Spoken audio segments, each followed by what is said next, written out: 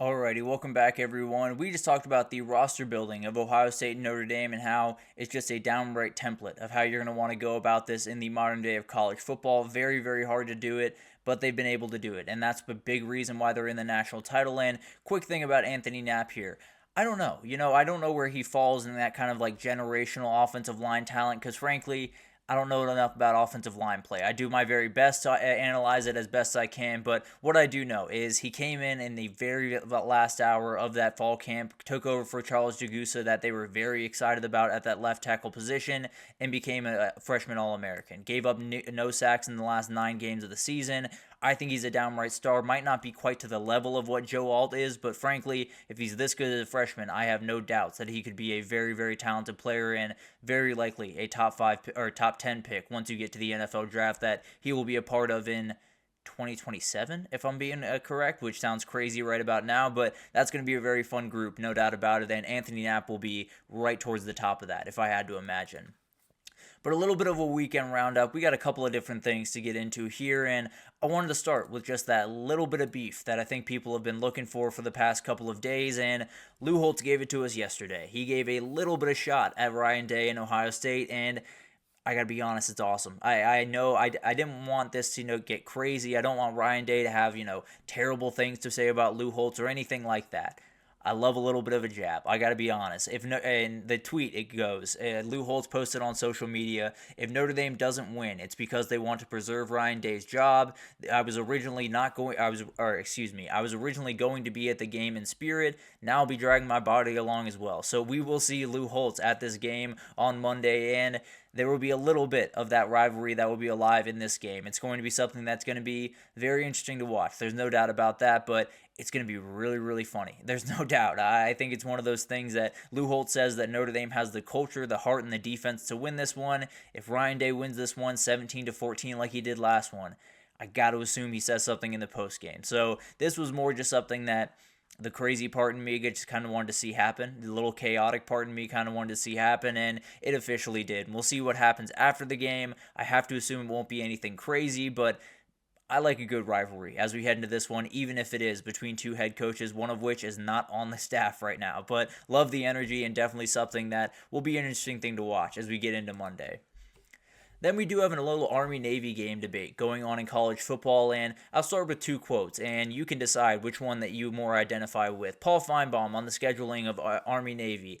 I'm going to be upset. I'm going to upset somebody, but the week of Army-Navy needs to be the playoffs. It is a wasted Saturday. Joel Klatt is it's getting pinched by the Heisman. It's getting pinched by the playoff. Now a bowl game on the same day. It's not in the right spot. Army-Navy needs to start the football season. Two things about this. The first quote is the absolute wrong way to look at that. Paul Feinbaum is looking at this entirely incorrectly. If you think the Army-Navy Saturday is a wasted Saturday, I'm sorry you don't love college football nearly as much as you think you do. Plain and simple. It is what tradition is. It is one of the last things that we have in the sport that is tradition, is that game. So that is a crazy statement. That is not something that we should even be discussing, it being a wasted Saturday, quote unquote. For Joe Klatz, that is the more right way to look at it. That it is getting pinched by the Heisman. It is getting pinched by the playoff. It is getting pinched by bowl games.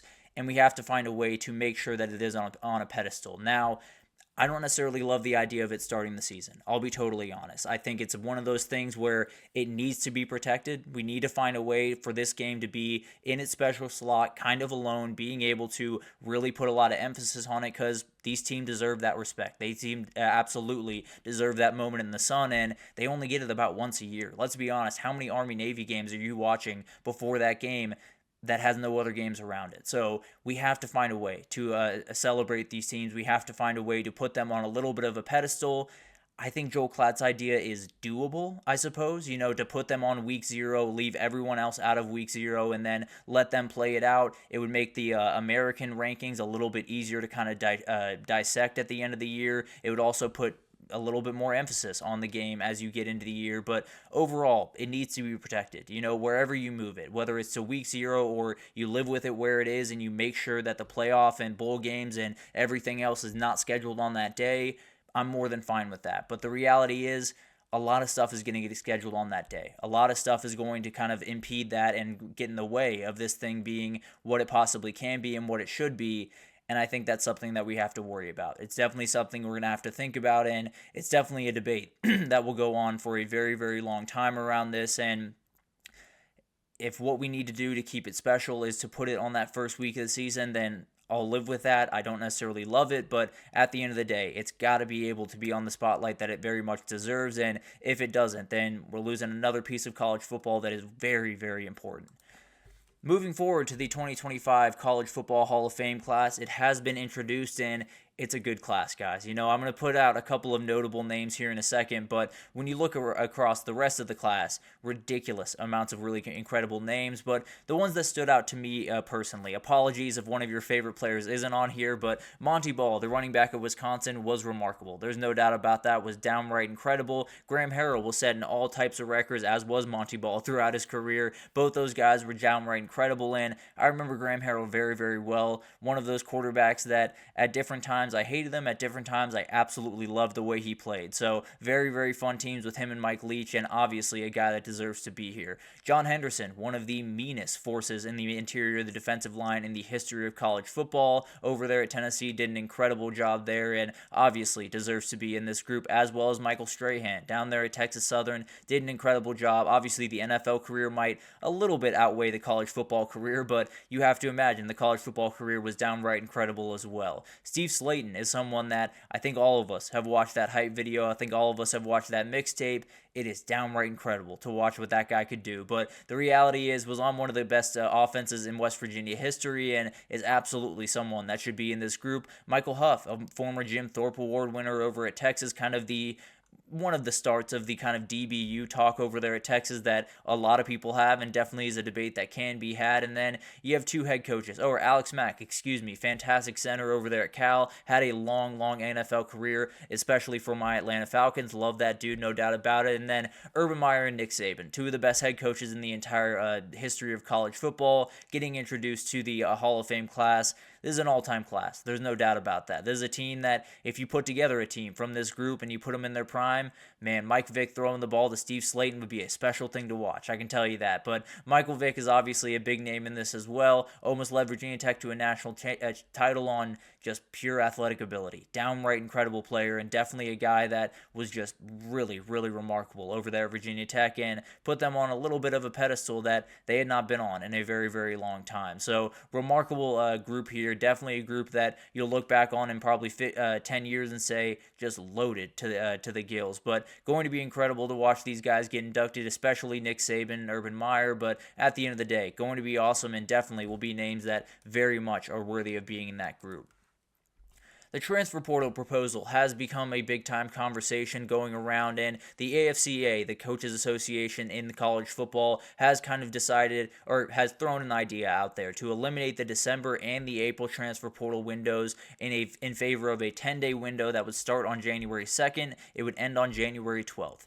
As you can imagine, there are some issues with this. There's no doubt about that, because you do have to work around academic schedules at different places. A lot of those places will have started class before that 12th deadline. They might have not gotten out of add drop period, so maybe that's a little bit of a leeway that you can kind of attack there. But the other part of this is it's not a lot of time, and it's a lot of time where maybe the national title players would have to jump ship early unless they added a little bit of an addendum that they could stay a little bit longer. So there's a lot of different questions about this as we move forward. I think all of us agree that we got to get this figured out. We got to find a way to make this a little bit less tricky, a little bit less all over the place, and definitely a little bit more compact in the transfer portal world. I've said that I feel like the best way to go about it is just have that spring portal cycle and not have the one in December. Just, hey, we're going to have this 20-day, let's say, portal cycle, and you can jump in when you need to. I just think that's the cleaner way to go about it. But that being said, it's not the ideal way to go about it. The ideal way would be to find a way to fit it into the December or the January month without messing with the college calendars, and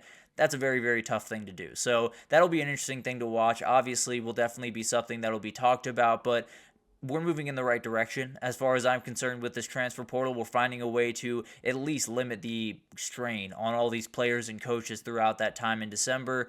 That is definitely something I'm on board with. So we'll definitely talk about that in more detail, and hopefully we'll be talking about this as a real possibility in college football coming forward. And then we got to talk about this Quinn Ewers story. He allegedly turned down $8 million in the NIL offer, according to, I believe it was Chip Brown over there at Horns 247. I don't think this is a real number. I'll be totally honest with you. I just don't think it's a real number. He made $6 million in his 3 years at Texas.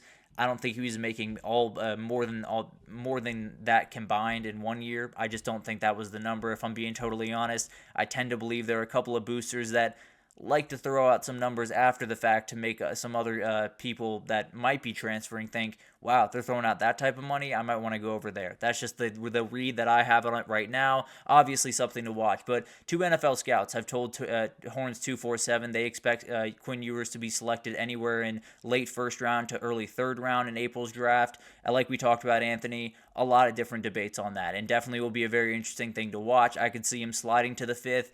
I tend to believe he's going to fall somewhere in that realm that they described there, but definitely will be a very interesting thing to watch. But the number I don't entirely buy. I don't think anyone was fledging up $8 million for Quinn Ewers. I do think someone threw money at him. I can almost promise you someone threw money at him throughout his process, and he decided to go to the NFL anyway. And I think it's really because he wanted to be remembered as a Texas Longhorn. Now, he did have the time over there at Ohio State, but obviously being at Texas meant the world to him, and I think that played a huge factor. So it's a nice thing, in the world of college football where everyone's talking about how money is the only thing and these kids only care about money and they're pushing everything towards that. Guy just foregoed money to make sure that his legacy that was intact and to make sure that he was loyal to the team that he wanted to be loyal to. So I think that's a really good thing. Some people have scoffed at that and said it's a dumb decision. Maybe it is, but it's what college football used to be about, and I'm very glad that Quinn Ewers is trying to make it a little bit about that going forward. So I understand turning down the payday might not work out the greatest way for him, but it definitely does preserve his legacy with Longhorn fans, and I think that's what's most important to him as of right now. The other part that came out yesterday, Micah Hudson is no longer with the Texas A&M football program. He has left that program after about a week or two with that program, transferred over from Texas Tech. Very talented five-star freshman that came in that didn't get a lot of playing time at Texas Tech, but the talent is just off the charts. Sounds like he is dealing with some mental health struggles. Sounds like he's dealing with some outside things that have very little to do with football. Obviously, hoping the best for him, hoping he can find a place that he feels comfortable, that he can really thrive, because the talent level of this kid is really, really incredible. He is someone that absolutely can play on Sundays at some point, but he's got stuff to figure out. So hoping for the best for him. Obviously, very talented player, and wherever his next stop is, definitely will be rooting for him and hope he can find his footing and really take off with the talent that he has. And then the revenue sharing breakdown is starting to be shown throughout these last couple of weeks. We've had a couple of different things, and really yesterday was a big-time conversation around this. It sounds like, at least initially, it was reported that about 75% of this $20.5 million that can be shared around the athletic department, around 75% will go to football, 15% to men's basketball, 5% to women's basketball, and 5% to everyone else. Then Title IX kind of came into the mix, and a lot of people had conversations about what does that look like with Title IX? Do they have to split it evenly? And this is a debate that we've gone back and forth on.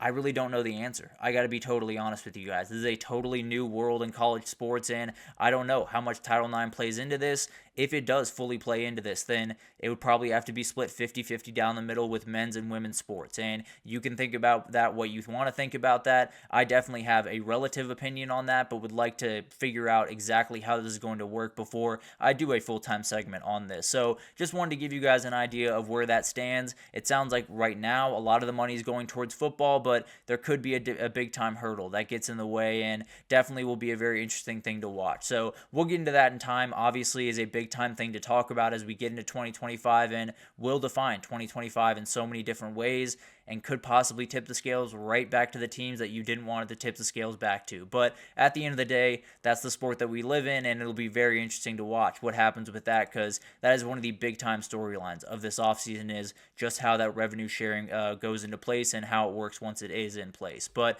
honestly, going to be a crazy time. Over this weekend, I think you could see Bill Belichick leave at college football, although I don't bet on it. You could see Deion Sanders leave college football, although I don't bet on that either. But overall, an incredible week, an incredible game coming up on Monday. We'll be back on Monday to talk about it, but that'll do it for this edition of the GSMC College Football Podcast presented by the GSMC Sports Network. Your support means a lot to us, so please remember to subscribe to the show, leave a positive review. It does make a huge difference. Also, follow us on Facebook, Twitter, TikTok, Instagram, all the social pages for all the content and updates you could possibly need. We have great people covering every single sport you could want, so anything in the world of sports you need, come on over to GSMC and we have you totally covered. But thank you once again for listening. We'll be back on Monday to tie up some loose ends for that national title on Monday night.